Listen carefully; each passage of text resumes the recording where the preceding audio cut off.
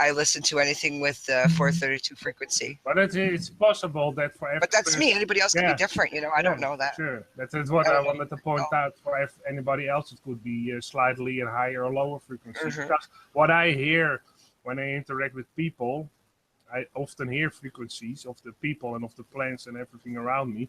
So I also hear the frequency. Basically, your voice is already giving your frequency away in some sort. Yeah, I've always heard of buzzing, dude. It's driven me nuts. I never knew what it was. Now I know what it is. Yeah, that's exactly what it is. You hear the frequency, and if you actually... Oh, Ty, you and I need to talk. Could I engage Bro Sanchez for a second? Yeah, for sure, dude. I'm just wondering if I could. Bro, I want to tell you, man.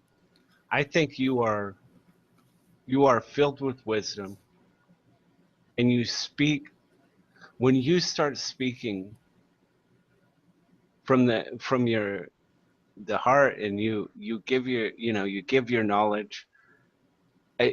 Sometimes it's the most mind-blowing stuff I've ever heard.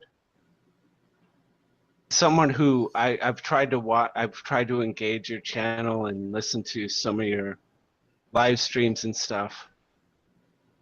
It's like a lot of times it gets so convoluted with chaos and people diverting the conversation and drama and whatever.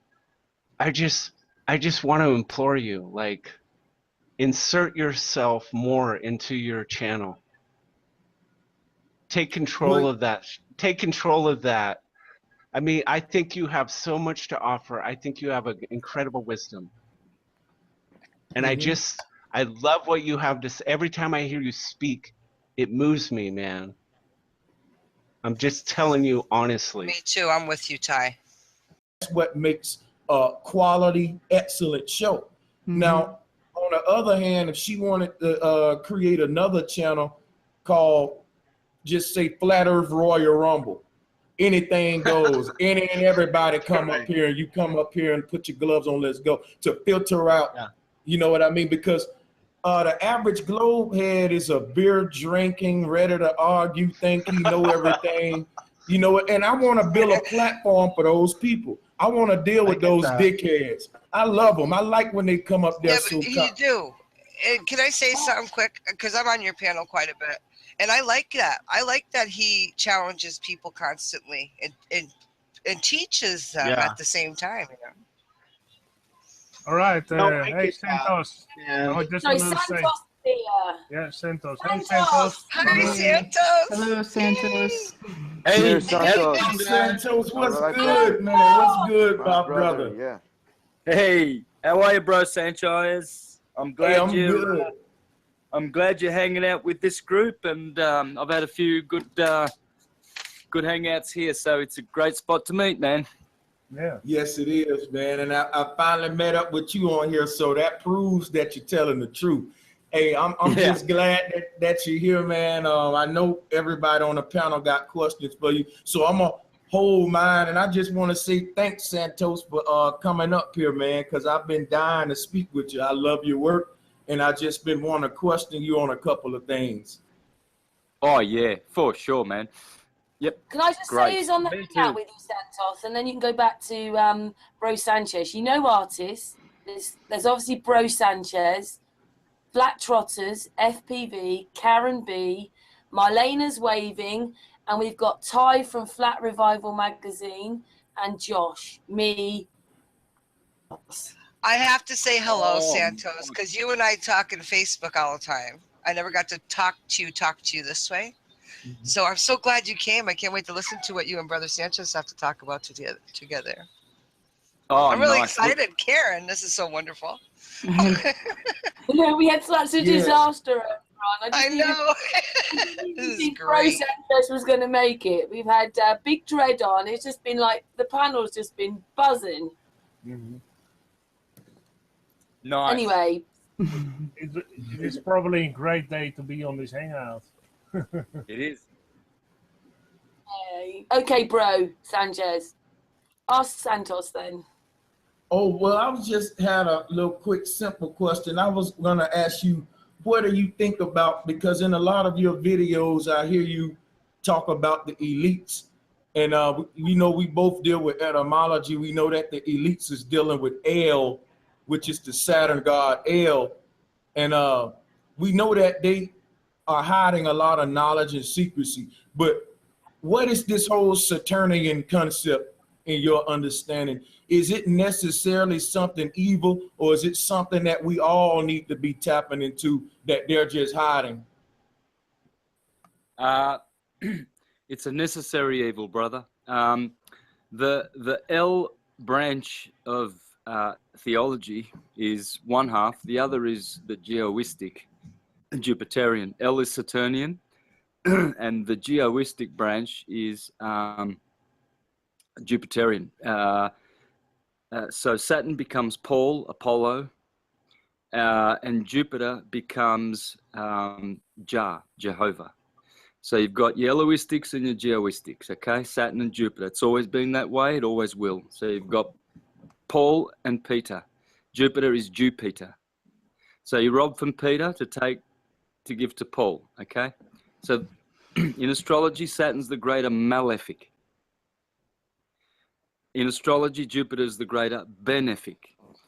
Saturn represents time. Jupiter represents space. Can't be space without Jupiter, can't be time without Kronos. One castrates the other. So Saturn's time component is a necessary evil. In time, all things corrode, oxidize, die, perish, destroy, corrupt. And Jupiter expands, is the other half, time, space, and abundance, and expansion, and magnanimity, and goodness, God. That's why Jupiter is God. Now, there's a constellation in Aries called Triangulum. And, well, it's a triangle. Triangulum means triangle. And the top star of that triangle, it's a isosceles triangle. So it's not a, like a equilateral or anything like that. So the top part is very distinguished from the other two. And that star is called the Most High, Anu, A-N-U. That's the Most High God in Aries, of course. It corresponds to the pineal gland, the triangulum, and next door in Taurus you have the Pleiades, who correspond to the pituitary body. As you look up in the skies, every constellation is your body. Man is the measure of the universe. So the other two stars are Enlil, L. Enlil becomes L. And the other star is Ea, which becomes Jehovah, Jah. And that is the twins. They are the twins, the demiurge, Saturn and Jupiter. One's a Titan, the other one is an Olympian. Jupiter is the Olympian who defeats the Titan, his father, and castrates him. So this twin energy is essentially the death energy and the life energy.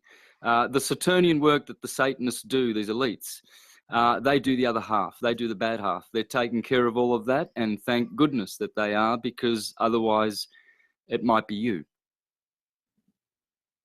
So you accept what's going on. All things are as they should be. Not all things are perfect, but they are as they should be. And the evil ones are doing their deeds so that they will merit their recompense. At the end, the goats and the good ones, the sheep, are doing their deeds, and they will merit their recompense. Now, that's very interesting when you bring up Saturn and Jupiter as Peter and Paul, and as yin and yang. That's astrologically coming from a more Greek perspective. Now I deal with astrology from a more it's not a Greek perspective. I was just purely ancient. Now when I look up and I look at yin and yang, I think sun and moon. Let me ask you another question, Santos. Where would darkness come into spectrum? Because one thing that I teach is that darkness is a centering agent and it's related to this, like you said, the satanic people wear black or darkness. Well, I associate it with the womb and creativity. Like you say that the Most High God is Anu, and I associate that deity with a time, annual time, where like a harvest time. While we say words like annual or annual, when I say anu or annual times, associating with the times where we go back and forth in between the darkness, like you said, life and death, to renew ourselves. So in other words, reincarnation. But I like the perspective you give with Saturn and Jupiter. Well, one thing I wanted to ask you about Saturn itself is not necessarily as a planet or a wandering star, but the symbol itself dealing with balance. What you think about that, like the circle with the line in it and the whole concept of Saturn? Yeah, can I ask you both a question real quick? Okay, the question is, what do you think about the whole concept of Saturn, meaning that the symbol of it is a circle with a line through it, like the yin yang? Everything we talk about Saturn is just what Santos said, life and death, which is sandwiched in between darkness, and also the fact that they got it dealing with Satanism and all of the spooky stuff. Shouldn't we try to see what they trying to make us scared of and scare us away from, basically? Well, they've unbalanced us. We should embrace Saturn, which is black light, dielectricity, resting light. And we should embrace white light, magnetism, Jupiterian light, the beautiful blue hues of Jupiter, the healing rays of Jupiter. So Jupiter is Jupiter Zeus, Jesus, and Saturn is Satan. It's Jesus and Satan, Peter and Paul, Adam and Eve, Esau and Enoch, Cain and Abel. It's the forever twins. Anu, the Most High, is Uranus, the heavens. And it is true that it is annual, yes, because it is transcendental time. So the annual time that we experience is mundane time, okay? It has 3 tenses. But time is also spiritual, okay? Time is transcendental. It is born of no time, which is time. So can I... Forever, the forever now. And hold the question, because I just want to point out that Greek astrology is no different to any other ancient astrology. I just did a hangout in Spanish, and one of the questions was about astrology and its, you know, its fidelity and whether there should be 13 signs, etc. The way I present astrology is the only way to present astrology, with the natural system, the ecliptic, etc. Yeah, most of the listeners know what I'm talking about. So this is the only way to do it. So there are 12 signs, and there are many astrologers even who will tell you things like, oh, the Greeks came along and introduced Libra. Libra didn't exist before the Greeks. Okay. No, I wouldn't tell you that. Well, no, I know, you wouldn't, but some do. Now, you go to the Dendera stone in Egypt and you will see not only 12 constellations just as we know them, Aries, Taurus, Gemini, etc. No difference. And not only will you see that, but you'll see that the 36 deacons that we still have, which we call the Ptolemaic deacons. So, yeah, ancient astrology is exactly what I'm teaching. Ancient, Egyptian, Grecian, Roman, Arabian, Persian, and even Sidereal. Yeah, I'm not. That wasn't my point. Was I know the astrology is the same, just like pretty much everything is the same on a globe model, except for the theories and crap. For example, they give you the names of the planets. They give you the signs. They give you. I'm saying that the deities, the way we interpret the deities. For example, the Egyptians spoke about Saturn just like the Greeks when we deal with astrology, but they interpreted these deities different. The Egyptians didn't have necessarily Jesus or Jupiter. So like one of their deities for Saturn was Set. Set is the root word of Saturn or Sat. So, and you will see that he's dark. He's a dark creature, but it's a lot of creatures that they had dealing with Saturn. True. And you see what I'm saying? So it's just the deity. So that's why I kind of, when you say about like I don't have a concept of time. When I think there is no time. I think it's perceived. I think we all on our own clock. But yes. for example, yes. Can I ask? Is there relevance? I mean, my understanding is that our calendar has been completely messed with, and so like the idea of the new year should be April, right? Instead of January. Or was it March? I thought it was March. What is the relevance? For us.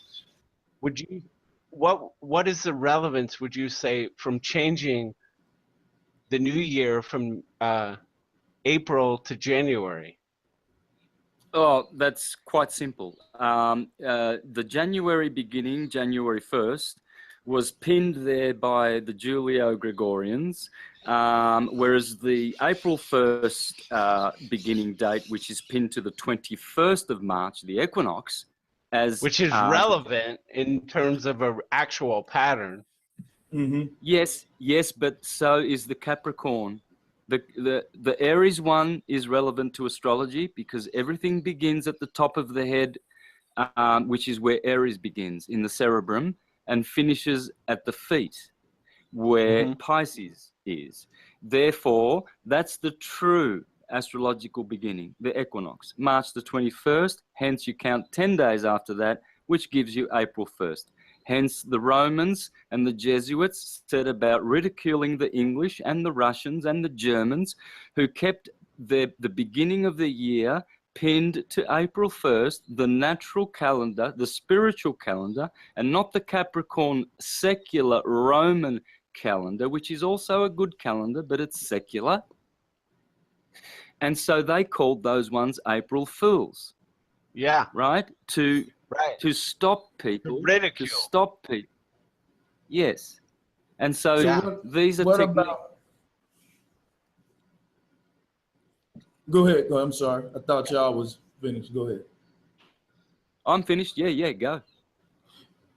So when you say Saturn is polo, and polo is dealing with polar, or like the pole energy, or the spinal cord, the balancing, our spinal cord splits our body right in the middle, just like Saturn is split. It's a ball that's split right in the middle.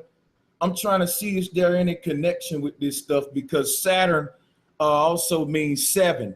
Saturn is 7 or Sabbath, and Septos dealing with September.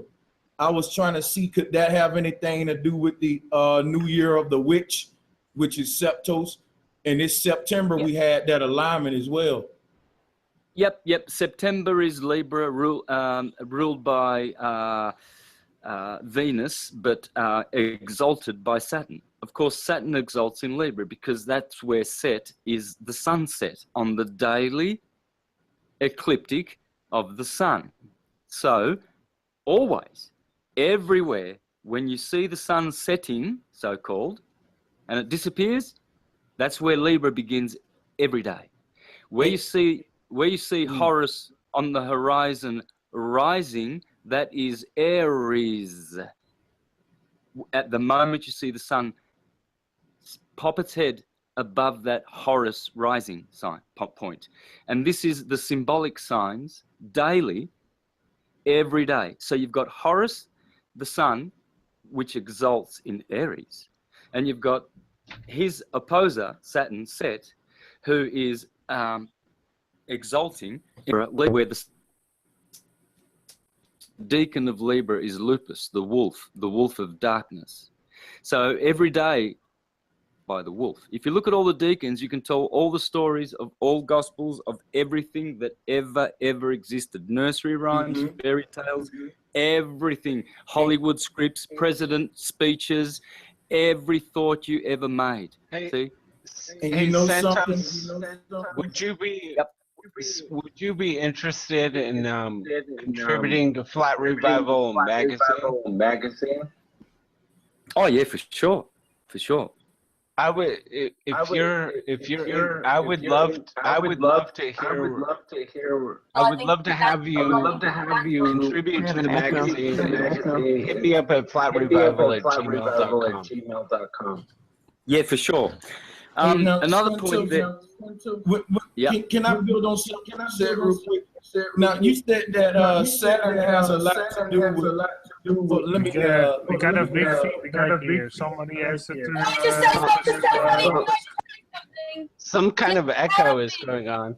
Aaron B and Ty, just mute for a minute. Just mute, because that was just incredible. Sorry, I had to say something.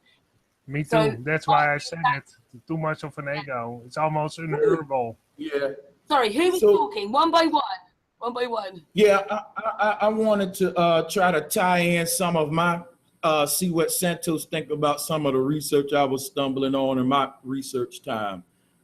Dealing with Saturn. Bro Sanchez, before you go, by the way, I'm glad you cleared that up about what you meant about the ancient Egyptian meanings, because they are the true meanings, okay? The meanings that the astrologers, the Copernican revolution type are teaching today, they are all wrong, okay? Because they do not include, they're not syncretists. They do not include theology in astrology. I don't do a reading unless God and all his archetypes, her archetypes, are expressed through the reading. These are the gods. Yeah, when you're looking at where's your Jupiter in the chart and where's your sun in the chart, you're looking at archangelic beings. Our archons, our leaders back to cause, our brothers, our helpers, the potters of Memphis, the ones that are making this show go on.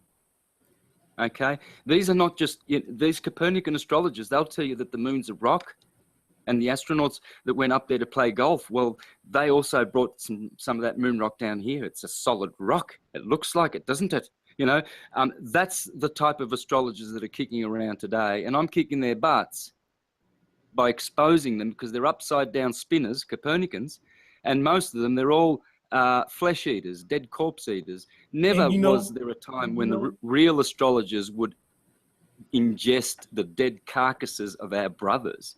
You can't have carcass breath and be upside down Copernican and call yourself an astrologer. So correct, brother. Yes, the Egyptian interpretations, learn those. You say you can't have carcass breath. That's damn right. Yeah. That's not an astrologer. That's a carcass cruncher. Yeah, you're right. That's a sick-minded fella. And you know, and they doing stuff. Yeah, I agree with you on that one. They totally something different than we are. Someone's talking. I think when it comes to talking, Yeah. Yes, it's me. Done. Got it. You just, I think to stop that, Santos, you just cut off the YouTube video since you're on a panel. You may be still watching it on YouTube while you're on a panel. You can shut the YouTube off and that'll. No, I'm not. But I've got it. I'm mute. I know that. Yep. Done. Okay. Well, look, let me pick your mind some more about Saturn if y'all don't mind, because I've been waiting to because some of the most popular videos on YouTube, and what got me caught up into a lot of conspiracy and spookism was the whole Saturn tricks and the Saturn moon matrices and all of this. And so I started researching about Saturn, because remember, I had that dream when I was little. So when I was hearing about the Saturn moon matrix, it was mostly from a guy named Quasiluminous. I ain't gonna lie. He had me scared than a motherfucker with the whole Pac-Man eating you and recycling out the death. So I went to researching this stuff, and I found out that the moon eating you and the recycling, you getting 8 just mean the number 8, which is infinity, or the hourglass. It's not time, it's infinity. And it's coming in and out of existence through the womb, and you getting 8 by the darkness. That's why it's the number 8. And it ain't necessarily that the moon eating you, it's that the moon is kind of like a representation of this whole balance that the darkness create. So one thing I found out when I dealt with Saturn was that Saturn is Satan, and Satan has a trident that deals with balance. And Satan also is a form of the ancient mother goddess that they hid, which was ancient womb worship. So when you talk about Jesus and the devil, it really is supposed to be Jesus and his woman, man and woman. So it can be masculine, feminine, but the patriarchs also had a thing against the woman. So they turned it to be Jesus and another guy, when really it's really the balance is man and woman, and there's really no evil and good. It's really just, you know, energy, and we can make a hell or heaven based on what we do with it. So I think that's the whole concept of free will. But when you talk about the renewing energy and things becoming new and anew, you think about a neutron, just like a new moon, the centering agent, and a neutron would be at the center of the cell. So I think the ancestors was on to some with the Saturn, the balance, you know, being the ball lance or the lance ball. And I think Saturn is different than what they trying to tell us with the spooky stuff. I think it's something we need to probably look more into. But I'm gonna leave y'all with that, because Santos, one thing Santos brought up was how Saturn is linked to, how the alignment of Libra is linked to the sunsets, and that the sunsets is the word set is dealing with Saturn or Satan. But the moon phases is dealing with that. And one more thing I'm gonna point out, and I'm gonna turn it back over to you, Santos, is when you talk about the connection between Saturn and Libra is liberty or balance, freedom, heaven, evenness. And its connection with Saturn is that they say, let freedom ring. And ring is what Saturn has. So, you know, when you think of bell or ball, is all dealing with this.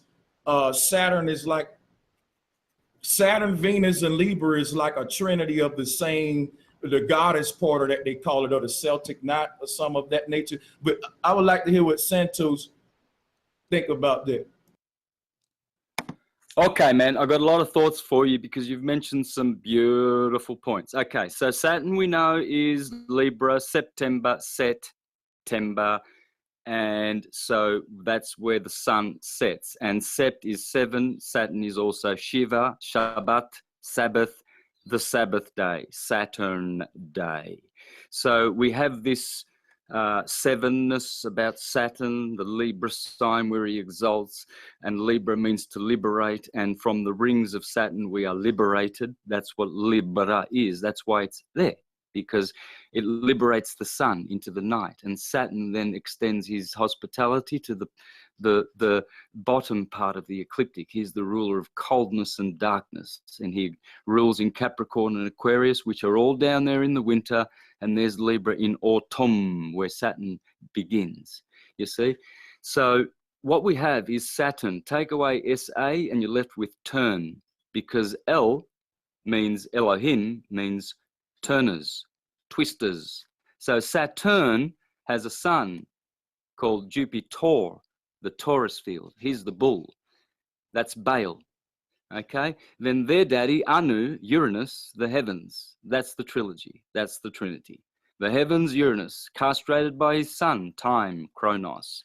Castrated by his son, space, Jupiter, expansion. Jesus, the savior.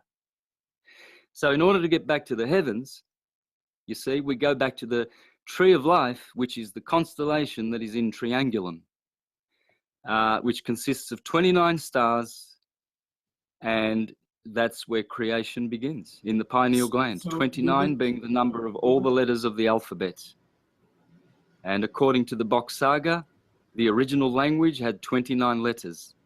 So in English, we dropped 3 of those and are using a 26 system, which is the Elohim system. Elohim comes to 52 in Gematria, El comes to 13, which is half of 26, which is half of 52. 26 is the number of God in Gematria.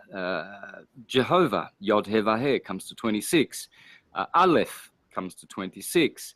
So what we have here in the tree of life is the original Hebrew letters. They have a 22 system and they have a 29 system. And these are the words, the verbs of creation from the tree of life. And so Anu has his two sons, the two energies which you're talking about. One is expansive, one is constrictive. And this is the forever energy system of the universe. Adam, the pulse, and Eve, the wave. Can I ask you something? When you say Anu has two sons, we're getting the echo again, Santos. I got it. Thank you. When you say Anu has two sons, I was researching about this, and I was realizing that Anu is a patriarchal form of the goddess Nut. And you said that Egyptians had the correct deities. So that's why I go before Anu and I go to Nut, because Nut has a womb. She was able to give birth. But when the patriarchal gods like Anu came along, when you start reading how they gave birth to life, it was in sick ways when men don't have wombs. So in a lot of these sick stories, some of these deities was impregnating themselves. But in the earliest ancient conceptions, there was simply a divine womb which come from all things, which was just simply darkness, which is the canvas of life, represented by Saturn or Satan. When you said turn, that's the energy that's turning the heavens at the center of the pole. When you say, where is heaven? I think is at the center of the earth, which is at the center of the human, which is the heart chakra. But interesting concepts here, because it's deep stuff. We know that this is associated with the equinox, and that equi mean equality or balance. Another form of equality would be the equal sign, and that would be the number 11. And El is that God again that's dealing with Saturn. When you say 11, you're saying a railroad track. That's something that's parallel, and El is at the end of parallel. So this is a balancing deity we talking about. When you speak to somebody, you say hello, L-O, and the H is silent, so it's really L-O or hello, which is really halo, or the planet Saturn, which is a halo or ball length balance. And if you think about the Antarctic ice ring, you think about the goddess Nut, she would be that outer halo, or that ring barrier representing this darkness with the night sky or Nut sky, or the things where all things renew itself through this balance. When we say new, that's Nut or Newt. And that's what I was saying, because, you know, it's interesting stuff when you go to Egypt and think about Nut. Yeah, well, you are 100% correct. You know, Nut is Anu. Anu is Anna. Anna is the root word for lamb or ewe. See, you have Eve is, if you put two V's in there, you get a double V, which we call a double U. And hence Eve is the ewe, because Adam is the lamb, the lamp of the universe. So Anu is Nut. Yes, the heavens, the sky, the heavens. And so it's the womb from the black light, which is Saturnian. The reason why we see Saturn's rings, because all planets have rings, but you can't see them. Why? Well, because Saturn is the only planet that is perfectly aligned, perpendicular, 90 degrees from its axis to its spin axis. And that's why the inertial plane, which is what those rings are, is manifesting in our eyes, to our eyes. Whereas Jupiter's rings are much more massive than Saturn. This is a fact, but you can't see them because they're all torus fields. Saturn is turning, El, the Elohim twister. That's it, twister. Elohim means twister. Yeah, and his son Thor, the Taurus field, is the magnetic light, which is doing the opposite of what Saturn is doing, which is the Taurus rotating field. Okay, Tor backwards is rot, rotating. So it's all turning and rotating energy, and they're turning against each other, and they have to. Satan must be there. If Satan is not there destroying Shiva is not destroying the work of, of Vishnu, let's say, or Brahma, the creator, which would correspond to Jupiter, then no work would be done in the universe. So Nut is Anu, is Uranus, is all the other archetypes. Car is, a car in English is macchina in Italian, is voiture in French, is coche in Spanish, is carro in Portuguese. But it's still the same thing that we are referring to. Mm-hmm. Let us not be deceived, brothers. Let us not be deceived. There's only one theological system in the universe. One. There's only one system. And you know There's what? not two. The more I talk to you, the more I see that this syncretism is very deep and that we're on the same page, because earlier you mentioned that 26 was the number of God. It goes back to, well, I would say it's the number of the goddess, but like we said, we ain't gonna get caught up in semantics. 26 equal out to 8. And again, 8 is the hourglass. 8 is the goddess Ishtar. If you pull up the mother goddess Ishtar, she's shaped like the 8, not because the ancestors was making fun of her. They making her shape that funny way to symbolize an hourglass. Like you said, 2 V's is a W, but it's also a X. When you take those 2 V's and stack them, you get the X, which is the X chromosome, the hourglass, or the number 8. It's the bow tie that the Masons wear. And the bow tie is really the bow tie. The B and the V are the same. So the B can be replaced with the V. So when we say the bowls of the earth, we can say the vowels, or the vowels is the bowels, the bends. And I'm saying this for the people because when we talk about Nut being Saturn, think about it. We have to bend down and take a knee to make a vow. And that bending is what Nut is doing with her back. The bending is what the football players doing. This is symbology that they doing in the NFL. And you bending the knee. I'm sorry about that, guys. Hold on a minute. With the bowing down, same with when we do have our teepees here in our powwow time. We have. Sorry. Yeah. So I was saying that the whole bending and the outer barrier of the ice ring, dealing with the covering of Nut, which is the covenant. And when we make our covenants with our woman, we have a wedding and we give them a ring like Saturn, and we band like Nut to make the vow or the vow. So I think this is gonna be a dope one. I'm gonna actually take this and re-upload it because Santos being here helped me tie into some more stuff, because I just thought about it. If you think about the 7 wandering stars, Saturn is the 7th one, and 7 means Saturn. 7 is Saturn. So like the 7th chakra is the crown chakra, and crown is Chronos. But time is an illusion because that hourglass is really infinity. So instead of us saying construction and deconstruction, that's getting caught up in the polarity instead of the pole.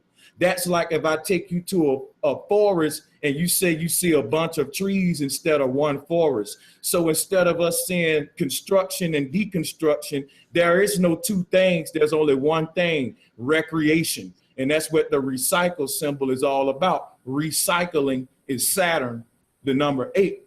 But what I was saying, what I wanted to point out also was, that's the covenant, that we are immortal. And like we always say, energy can't cease to exist. That's a covenant represented by a covering too, being Nut. But one thing I'm gonna say also is Jehovah. The last word is ova, OVA, dealing with the ovaries of the woman. Jesus on the cross is actually the uterus of the woman.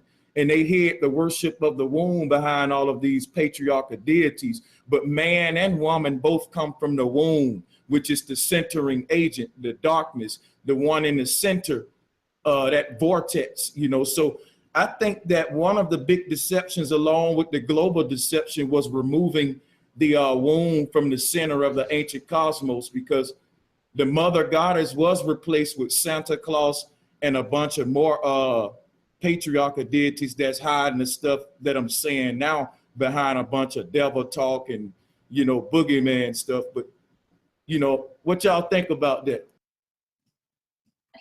I agree. Well, I agree. Yep, spot on, brother. Spot on. So many beautiful thoughts. When you mentioned the ovaries, you see, that's what Anu means. It means ovaries, okay? Ovus is Anu, the lamb. Ovus. The ovine is the lamb, okay? Look at the ovaries of a woman. They look like a lamb, a ram. You look at the cerebrum in your brain and the fornix and the lateral pillars of the fornix and the third ventricle. It's the ram. It's the ovaries. It's the ovus. It's in you because those archetypal energies are in the arc of the ecliptic. So in the arc of Aries for 30 degrees, it will produce Arians. I'm Arian. And if you can't see the Aryan features in me and my nature, you're missing a whole bunch about me. So Sun in Aries will produce the lamb, okay? Sun in Taurus will produce that archetype because that's where the sun is in that arc, the type. It's typology. So it is the ovaries, Anu, the lamb. And so Saturn is dark light, yes, but Saturn is also Lucifer. And Lucifer means light carrier. Lucy in the sky with diamonds, yeah? It's the rainbow. Lucifer is the electromagnetic spectrum of 7 colors. That's Shiva. Because those colors, from red to violet, and so nothing infrared or nothing ultraviolet, the rainbow, just that electromagnetic spectrum, which is all that we can see of the infinite spectrum of light that there is, that is the creator of the material world. That rainbow spectrum, the ark of Noah, the bark of Noah, the arch of the ecliptic of Noah, Anu, the annual, the one who makes the annual event of the year. You see? So Lucifer, Shiva, the 7 musical notes, the 7 colors of creation, sound and light, sonoluminescence, audio and video. Funny how they both end with God. One is to hear and one is to see. It's a sound and light show. It's sonoluminescence. And that's Saturn and Jupiter, you know, turning and touring, Taurus fields. That's what's going on. Everything is rotating and spiraling. Adam is the pulse, Eve is the wave. That's why Atum has a T in it, which is a pulse, because you can't sustain it. And M, which is a lateral, a liquid, is sustainable. T, D, whether you say Adon, Aten, Atum, Amun, well, Amun's different. It's a lunar energy. The solar energy always must have a T or a D. T or a D. Sometimes B, because B is the number 2. And it's not sustainable. Bhagavan, God, Bhagavad, Buddha. All right? G, God. D, divine. See, you can see God in all those pulse words, but not in the liquids because they're feminine. It's the wave. So energy, sound goes, explodes, and then waves out and produces the universe, phenomena. From mind, noumena, comes matter, phenomena. Saturn and Jupiter, they're doing all the work in their polarities, red and blue. Saturn is always red, Jupiter is always blue. And see, and I agree with you. If you look at Saturn and Jupiter, simply is like you said, it's just another way of saying yin and yang. And when you say yin and yang, you're saying Saturn. Like if you say brother, sister, where did they both come from? Womb, which is Saturn. So like when I say, here you say, so the thing about Saturn and Jupiter is like Adam and Steve. It's like, if you say yin and yang, that's man and woman. But when you say Saturn and Jupiter, that's what was confusing me, because I was looking for the Adam and Eve. See, the Adam and Eve is masculine, feminine, neutron. Because if you got left and right, if you got left and right, that brings about center. You can't have center without left and right. Just like the spinal cord is the single thing in the body that's erect, and it stands in between left and right, just like the serpent on a tree in the garden in between masculine and feminine. Basically what I'm saying is the sun and moon is man and woman, both coming from the womb. So the sun and moon is both revolving around what? That pole. Now, when you say aten or aten, that became the root word of attention. And you stand upright like a pole when you stand at attention, because the root word is tent, dealing with the triangle, because the pole is what supports the triangle in the middle. That's what makes us cast the tent. When the woman makes the man erect it based on her magic, you know, she erects the tent. This is as above, so below, but attention, erection is the same thing, resurrection, renewal, based on a woman working her antenna. Antenna is also aten when we talk about us opening that pineal gland, which is our antenna to this divine womb. And we do it by closing our eyes, going into our own womb behind our eyelids, which also shaped like an oval, dealing with the ovaries, the ova root again, dealing with hova. Like you said, God is within us, and we access it by closing our eyes, and we go inside of ourselves and bring forth new things, new creations that shape our reality.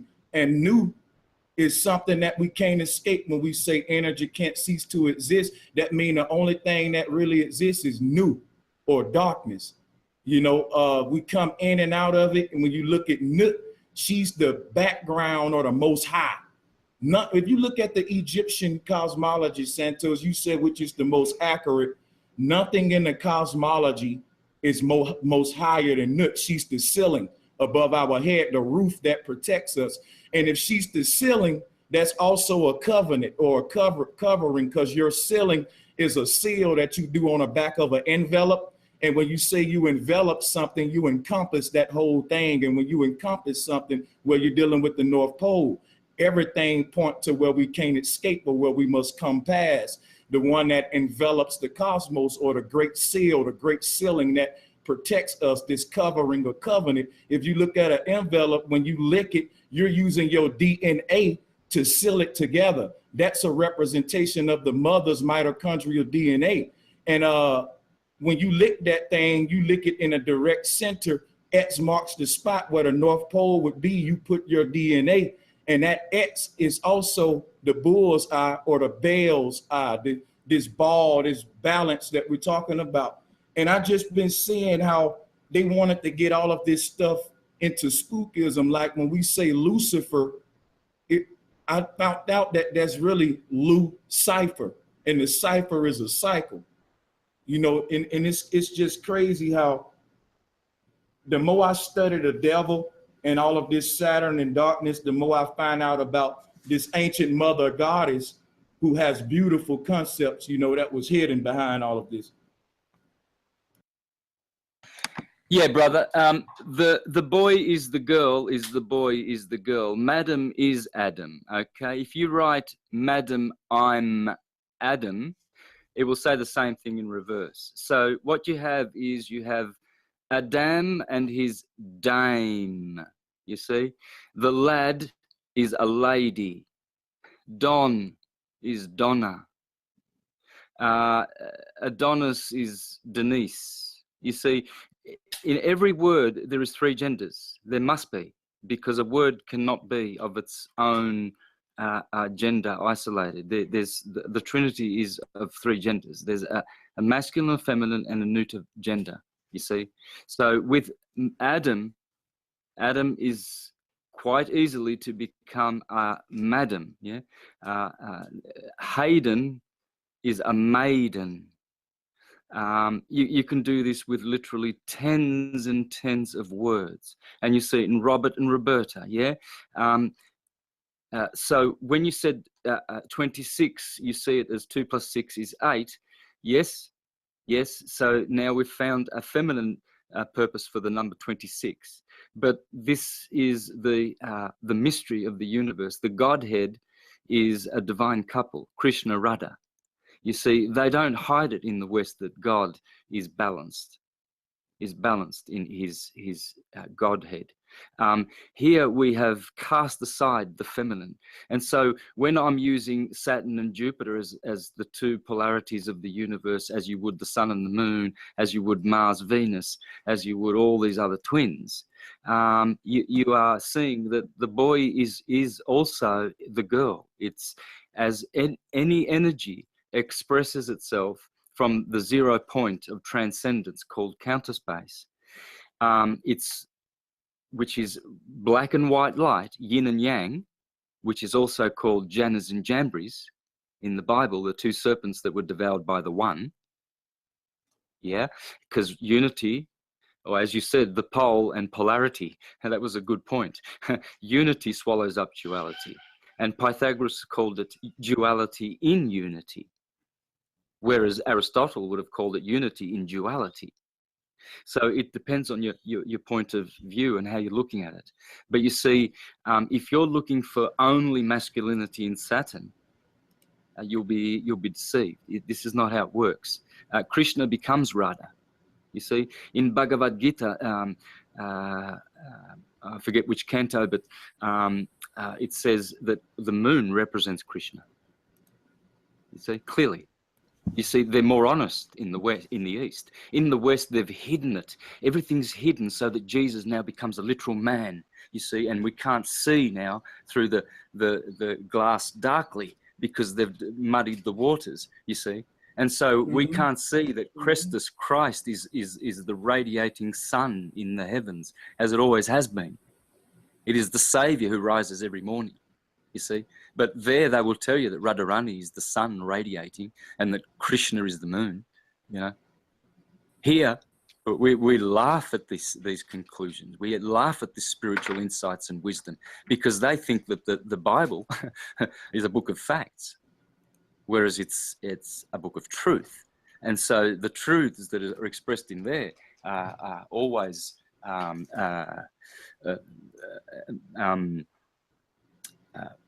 hide themselves to their eyes. I mean, they will never see them. You see, they don't have eyes to see. You know, so they will always be hidden.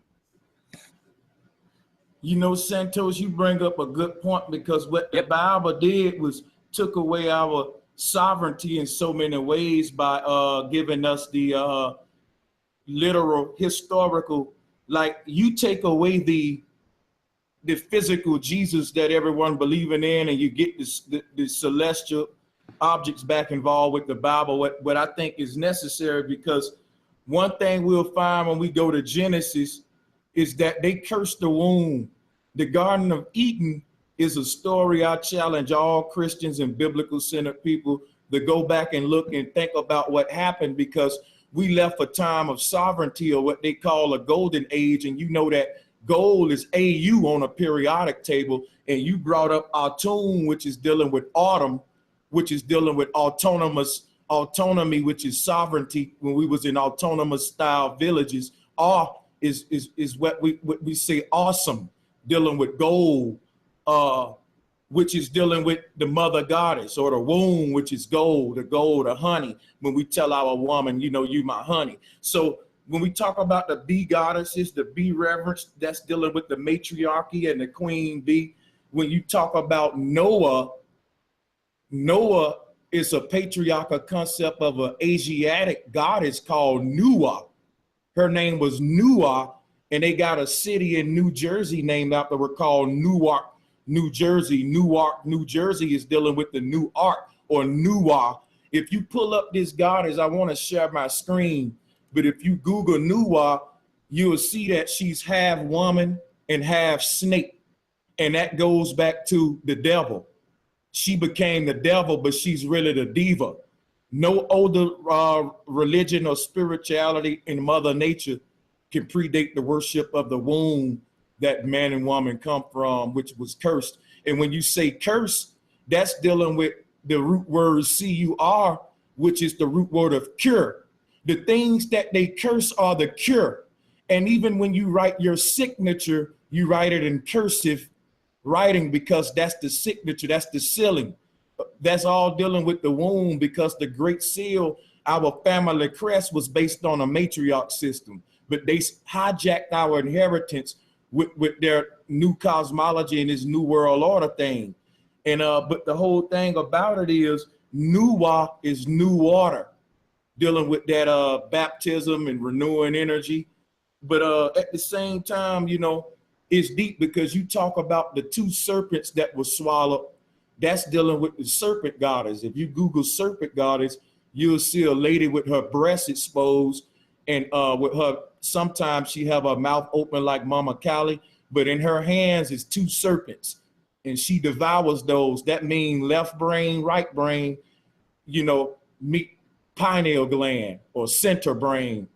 You know, higher self, lower self must marry to become center self. You know, and I found out in a lot of my life, it was about us getting chaos. They seeded chaos by getting us caught up into the polarities instead of the pole. They got us caught up into sun and moon instead of the thing that they're circuiting around, because that's the center. They got us caught up into the root chakra or the crown chakra instead of the heart chakra. Or they got us caught up into the devil and God, which is man and woman, instead of the womb, with their cursing in the hospital that messes up the child before it even has a chance. So our lives is dictated by things that happen in that womb before we even have a chance. So the mother is in a very powerful position. Don't forget, you guys, everybody starts off female. That's true. Before that's you true. go you know, you guys were all started off female. That's you know? deep. That's deep right there, because everything is dealing with the woman having them curves, and they curse the curves that CUR, but she's the cure. And when you talk about the flower of life, that was a writing style that became cursive writing. Why is it cursive writing? Why does it have to be cursed? Because it has the curves like the woman, you know, and it's dealing, you even have to write in this. When you write in the cursive writing, you're writing like the serpent, and the pen is the pole. So when you look at the medical symbol with the pole, with the serpent wrapped around the pole, when you go and sign a document, the pen is the pole, your signature is the serpent. Everything acts out like this. It's the needle and the string, or the nut and the gab, because gab is the needle, or the penis, the penetrator, and a woman is the Venus, or the nut, the absorber. And everything is this way, implosion, explosion, or like Santos say, Saturn and Jupiter, which is another way of saying negative and positive, which gives us neutrality or nut. And I think that that's what we got to get back to, that centering force. But the root word of center is sin. So again, the things that's good for us became bad, and that's why the world's so chaotic today, because we need to be centered. But when you go to talking about the deities that's related to centering, they say that that's sin, that's the devil, but it's really the diva, you know, the mother with the scales. And the scales is also what the serpent has, because his skin pattern is a form of balance as well, because the hexagon, you know, is what they link to Saturn as well. But this stuff, it gets real deep, you know. I don't want to hog the mic, but if you look at the word woman, take the W off, you get omen. And we know that that's a prophetic event dealing with some form of a covenant as well. But yeah, let me just mute my mic and see what y'all think about that stuff.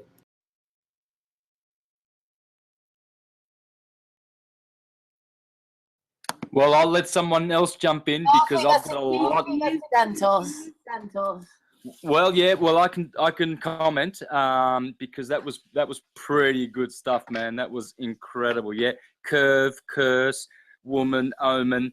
You see, it's obviously ludicrous to unbalance the relationship in nature, which is the Godhead, Krishna, Radha. Why would you remove Radha? Well, this is the stupidity of man and the evil of man. See, you know, we curse our own half of our own creation, you know, in our effort to keep control of one modality of expression, which is the masculine expression, because it brings so much profit to businessmen and colonizers and empire, how you can steal, you know, property, land off indigenous people as you go conquering their places and putting up your corporate churches and under Jesus's name, etc. You know, this is how these things go on because the goddess has been desecrated. You know, in Hindu scriptures, they tell you that of the names of God, there is none more powerful than Radharani, and yet everyone worships Krishna because Krishna is God. But their expression is, of the gods, Rama's name is most powerful, but Vishnu's is 10 times greater. But Krishna's is 10 times greater than that. And then when it comes to Radha, it's 1,000,000 times greater than Krishna's. Why? Well, because Krishna expresses resting light, which is the potential of power. And Radharani is the opposite expression, which is magnetism, which is power. Movement. Mag in Sanskrit is to move. Therefore, we have the two co-eternal conjugate principles of the universe. Force and motion on one hand, which is feminine, Radharani, and inertia and acceleration on the other hand, which is Krishna.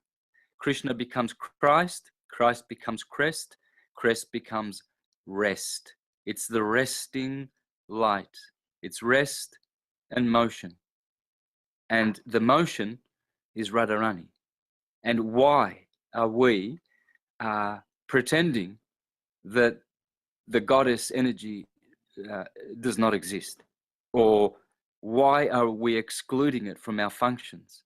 Why don't we embrace this modality? You see, because if everything's masculine, we can go about punishing and not rewarding, and you can get taxes are a form of punishment. It's a land tax, you see, and fines. Oh, you were speeding. Here's $150. That's an indulgence. An indulgence comes from the Inquisition, which the elite families set up. You know, pay your way to heaven. So a car fine is an indulgence, and so we are paying and paying and paying. You see, and so this system is patriarchal. It's masculine. It's punishment system. It's a demerit system. You know, merit system rather than, you know, like yeah. And so they're happy to punish you. They're not going to. A policeman's not going to pull you over and say, look, you were doing 10 miles under the limit, and it was, you know, not very good weather. So congratulations. I'm going to issue you some merit points. Well done. You know, I'm here to protect you, you know that, and goodbye, have a nice day. It's not going to happen because that happens in matriarchy. And everywhere where the Jesuits went, they destroyed matriarchy. The Mayans had it. There's evidence the Aztecs had it. The Aborigines certainly did. They won't deny it. They do not deny it. The matriarch of the tribe rules. I've seen it myself. When I was Jehovah's Witness, I went to Northern Territory to witness, quote unquote, to the Aboriginals, and I went to towns that were never preached to before, and I saw the behavior in those villages and how the matriarch of the tribe were kicking the butts of all the men, all of them, and telling them what to do. Okay, and everything functioned well and does function well. It's matriarchy here on this land. That's the law of this land. Okay, sovereignty, matriarchy. When Cook came over here with his Jesuit bandana, the Union Jack, and planted that flag, well, all he was saying was, well, we're just going to do commerce under this banner, you know, and it's maritime law, admiralty law, but we won't, you know, interfere with the sovereignty law. Well, they did, because they're liars, but the point is, they should not have. And so this is the point. Matriarchy is not about women kicking men's butts. It's about everybody realizing that we balance out the two modalities. You know, men can get shit done. You know, they can build freaking, you know, some scary high houses, and you know, women tend to, you know, be a little bit more nervous than that, and they love, you know, other modalities of expressing and creating and building. You know, so we can help each other. You know, and when we're balanced, we're beautiful. And this is it. We've got to bring the balance back. Bal is Baal, balance. Okay. And that's deep because balance is, like I said, that go back to Saturn. And you know something? Saturn is the end. It symbolizes completion because after 7, what happens is you reach the hourglass, and that's 8. And after that, you reach the feminine, and you end up at the binary code, repeating yourself again with 1 and 0, or Saturn, which is 1 and 0. And I think that it being the 7th wandering star is deep too, because it's the cornerstone or the ending. The band, the 4 bands that's at the base of the pyramid, and 7 times 4 is 28, which is 10. And you spoke about that potential, you know, that each one of us got to resurrect our structures and our realities, whatever it may be. The man being a builder, but him also going inside of the feminine creative energies inside of himself, which is the architecture, because the architecture is the art, or the one that bend the nut. So when you go to create, you bend, because what happens is you close your eyes and you think, and you can invent something new. Or when I write a new song, I like to close my eyes a minute and go in that darkness and think, and you bending your eyelids because that's the covenant. You know, that's how all things come into existence, out of that womb. And I think that's really deep, because register, when we register, like I said, how we sign with the signature, but the root word is REG, dealing with regal, something royal, and also dealing with something regular or something balanced. And it's showing you that Ma'at is Libra, or liberty, them scales, which is also Saturn, because let freedom ring, like we give to women. But what I was saying is, you know, this is one of my favorite bills I've ever done, because Santos bringing a lot of stuff that's happened, tie a lot of stuff together. When I was thinking about woman and omen, and you think of something else you have in there, which is very consistent, even in the word womb and tomb, which is the same thing according to the ancients. It's the word O-M, which is another how we meditate, you know, even amen, you know, but you know, ramen, like that was also the first sound for our culture was That was the very first sound. And see, and that's deep right there, because it's also in ramen. And we say ramen, you know, a lot of people say noodles, but when you think about it, I know it's a simple food, but it's telling a story, because noodles can be spelled N-U. And if you look at them, it's a wavy pattern dealing with this squiggly serpent energy. So everything has like meaning, and I'm starting to put like even small things together the more I deal with this stuff, because like man and woman, I've become to see is conscious and subconscious. Women represents the invisible thing that predates the physical thing. So like the idea in the mind of the artist is the original copy. What you see on the canvas is the second copy, the original one. He's basically transporting it from his mind to the canvas. But even if you tear up the canvas and set the paint on fire, that copy is still in his mind. So when what he created in the darkness is what's eternal. Therefore, you can burn up all the pictures of all the Mona Lisas on earth, and it'll still come in and out of existence, because the idea have now been created in darkness, which is the original copy. So I think it's a big connection between us and that darkness, the imagination realm and the dream realm. Yeah, brother, the dream world is the wave, Eve, and the pulse is the dielectric, transcendental, counterspatial, unlimited, unqualified realm from which we come, you see. We drip out of the heavens and we molecularize. That is not even a word, but I mean, that's it. No, but you're right. Yeah, another way we can say it is we explode and implode. We explode and implode. Just like we inhale and exhale, we do a cosmic breath when we die, which is like a big inhale and exhale, where you blow the breath out of these lungs in this body into the fresh new lungs of a new womb. So Nuwa represents new waters. The Christians baptized to renew themselves, because when you go inside of the ground, they lay your casket horizontal, even with the plane. You lay parallel, because parallel is dealing with Saturn or L. So they lay your casket, your tomb is really your womb.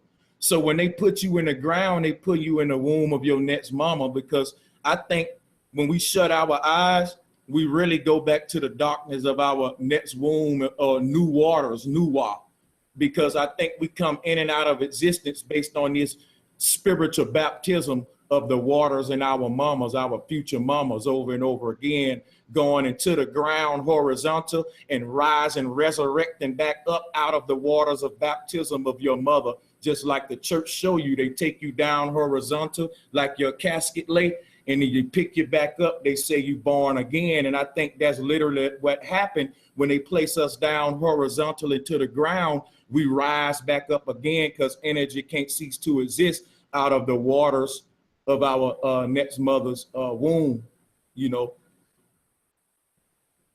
I'm just gonna say it now.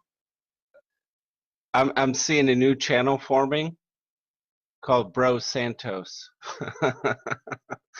I think you guys should do this once a week. Bro Santos coming at you. Hey, I love how you guys play off each so other. sad. I honestly do. You're so silly, Todd. Bro Santos. That's dope, you know. Santos Sanchez, or what the hell? There you go. Hey, that's crazy. But y'all know there's a rap song called Versace. I think the Migos made it. Versace. Have you ever heard that? That sounds familiar. No, My bad. Go and pull it I up. don't know. I'm gonna remix that for You're so silly. Santos, and I'm gonna do the remix. It's gonna be called Bonacci. Because hey, I love Santos, man. He gets me deep, thinking at my deep levels, man. You're right. I'm You with guys that. talk exactly the same, man. You guys break down every single word that you talk about. I think you guys play off each other really well, and I think you guys should do a regular. You should do a regular meetup, you know, where it's just you guys playing off each other, because we're just all kind of sitting here hypnotized listening to you guys. And you know something? If you think about martial arts, the serpent style is when they take their hands and they keep moving it like a wave. but one thing I want to point out is what makes me and Santos, what we have in common, what all of you, I think, gonna have in common too, is that when we doing this, it's etymology. We breaking stuff down to the smallest particle, molecular, to where it resonate with the spirit in you. So what we doing is ripping away the fucking veil from off of the wife and showing you Mother Nature, or the signature of it all. When you say signature, remember the sigil nature. Your own. Everyone got their sigil nature. The symbolic interpretation of nature, or sacred geometry. You know what I mean? So I think that is the foundation of all spiritual sciences. Yeah, well, we could quite easily coin a phrase, or a word, which would suit what we're doing. And I've been using this word in my presentations for quite a while, and it is etymology, because that's what etymology is. All is atom, all is atoms. And so what we're doing is etymology. You know, we're obeying the great axiom of the Egyptians: all is atum. In the Hermetica, everywhere it says all is atum, all, or atum is the all. And so etymology, when you look at the Egyptian root of you've got two roots, etimun and etimus. Etimus is truth in words, hence etymology. And etimun is truth. So atum is rooted in truth. As syncretism teaches, the first principle is truth. From all things come truth. You cannot have any other principle or particular or attribute which is not first born of truth. Truth is the creator. It's atum, hence the meaning. And so etymology is exactly what we're doing. You could call it syncretism and etymology, and you could call it by many different expressions, but essentially, it's the logos of atoms. And if you understand that all is atum, well, then everything we do is etymology.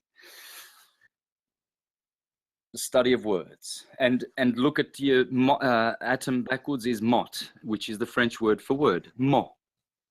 And the Latin word for matter, motum. That's all tum. You know, when you speak with your tongue, T-O-N, your aton. When you swallow, it goes past your tonsils, your atons, and past your dent, teeth, D-E-N, your adens. So either way, when you're making sound, there's always a den, a don, a tom-tom, a tum-tum, timbali, tambourine, timpanis, dambek, drum, dara, buka. All of these percussive instruments, they're all tom. Yeah, they're all got tom in them. Trombone, trumpet, everything has got the tum, tom, tum. And it's atomic. It's an atomic universe, and we've only got one thing to study, essentially. It's etymology. And you know, I think that's amazing, because if you deal with Baal and the steeple at the top of the church, which is dealing with liberty, and we, you know, some of the ways we symbolize liberty or balance or renewal energy is by ringing the bell, blowing the horn, and the trumpets, which is the trunk of the tree of life, or the trunk of Ganesh, the elephant. Ganesh, the elephant, his trunk is actually the tree of life. And I think that, you know, that represents the womb. Or when you say Adam and you turn it around, you get Mota, or mother. And they say that all matter is made of atoms. But if you think about it, all matter is made of mothers. You were formed in your mother out of the fabric of her very flesh in the womb. And I think that's very profound, because if matter is mother, then it explains a lot in why the ancestors had a lot of reverence for the womb. Because like when you talk about Venus, which is related to the womb, which is also related to Lucifer, we know that one with the trident is the mother, or the balancing one, Ma'at. But at the same time, when we talk about Venus, the word is venues, and all the women on the earth, the female species, is the portal in and out of this existence through the womb of the woman. And so the Venus, or the venues, the women products, they call them Venus. And that's really the venues. The womb is the venue. Can I say something about Venus for a second? Yeah. When we do our sweat lodges here, our doors face the east, and when you come out of it, you're bowing down to Venus, which is, you know, the morning star. You're bowing down to her when you come out of it. And in if no one knows about sweat lodges, what they are is they are the womb. And when we're in there and you're doing your sweat and stuff like that, but that's bounces off with your, you know, plays up with your Venus, what you were just talking about. So we bow when we come out, and is bowing down to the mother, you know, to the light, the morning star. Because Venus is female. And you know, and it's crazy, because everything ties into this matriarchal reality of our the cosmos. You know, it's matriarchal in every sense, in everything we do. And it start to bring forth balance when we start looking at the womb, if you ask me, because it's more than just a physical aspect, but it's a spiritual aspect, even an artistic one. Like when you think of your eyelids as wombs that you create out of, you know, and different things of that nature. Even when we practice yoga and meditation, when you take your index finger and put it together with your thumb and do what they call a 666 sign, they do that for yoga and meditation. And they really making a yoni with their hands, or a womb, you know, with their hands. So, yo, I'm loving this today because we got Santos here and we love syncretism. And today we're talking about something that they told us not to talk about, which is sin.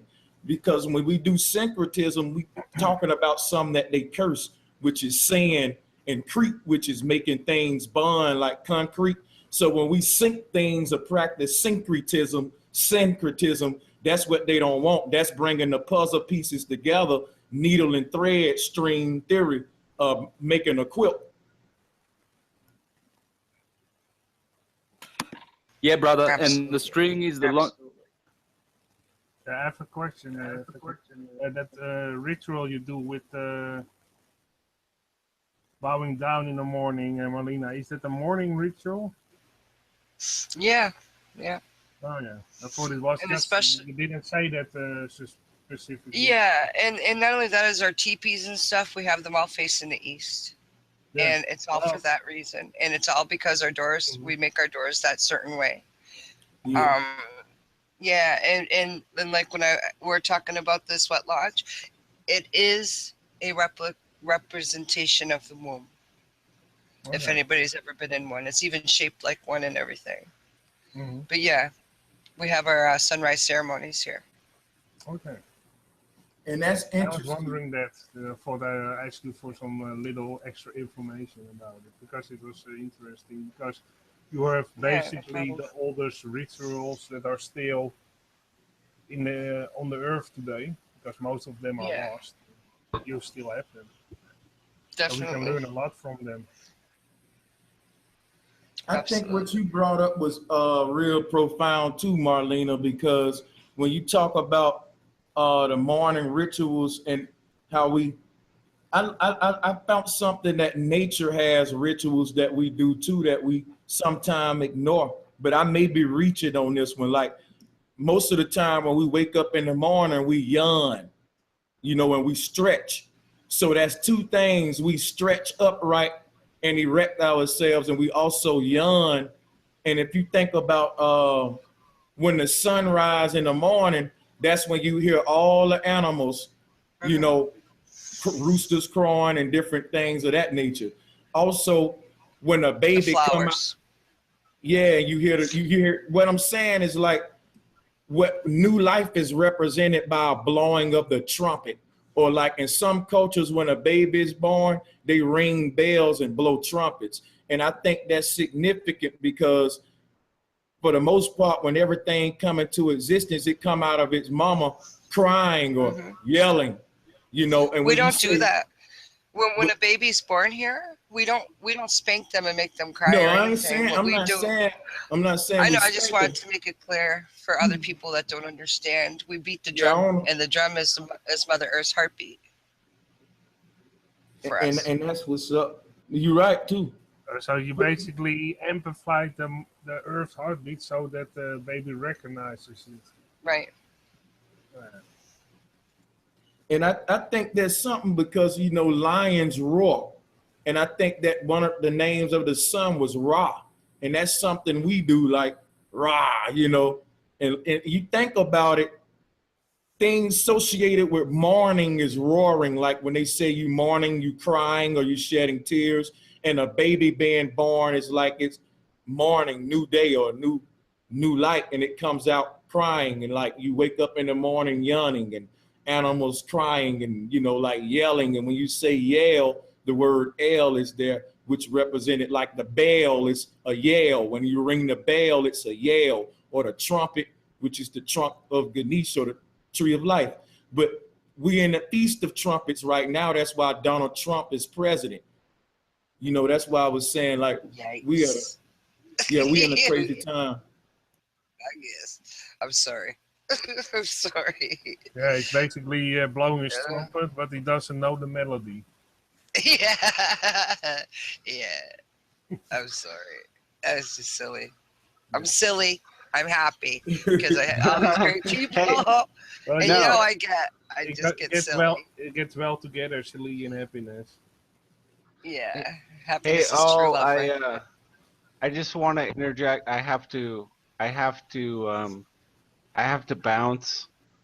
This has been, I got to tell you, this has been one of the best panels I've experienced. Not just that I've been on it, but just the fact that I'm listening to it. It's been one of the best I've heard in quite some time. Much respect. I really love you all. And Ty. Thanks, no, man. seriously, this Love has you too, been Ty. I'm so with glad I all met the- you. Ty, it's all with of us. all the Ty, It's it's all all of mutual, us that Malone. made this.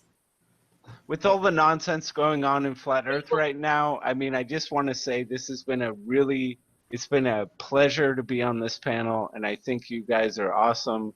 Same here. And Yeah, it was a huge breath pleasure of to be fresh on this. We love you I too. don't know how I don't know what I contributed, but I'm just happy to be here, and I think you guys are great. Yeah, well, everybody Yeah, contributes good vibes on this panel, so you always There you go. contribute Good something. vibes. Does that mean you and, Yeah, you and this is Santos will get classic. together now? You want Santos to help you write? Sorry, you would like Santos would- to write an article. I would love to have Santos come on board and contribute to the magazine. I think that would be awesome. I think he has a lot of wisdom, and that goes for Bro Sanchez too. I think you both could have. Hey, I would it's love to not have both of you in the magazine. I'm just kidding. Hey, man, much love to you, man. Hey, You like the hey, window? I was What's up? sitting on an empty hangout. The hangout. I was thinking earlier on, oh my goodness, the whole thing has gone wrong. And just look what's happened this evening. This is I flat know. earth best. I'm so It proud. came out wonderful. Yeah, I'm proud of you, Karen. Flat earth is I best. really. Yeah. I guess I So came thank back you, too late. everyone. I'm really happy to Hey, yeah, Candi, to have met you he's all, and I gotta go. All Nice right. meeting you, hey, have a Ty. good one, my brother. care, Hey, Ty. much love to you, man. Thank you. Thank you, Ty. All Bye, right. Ty.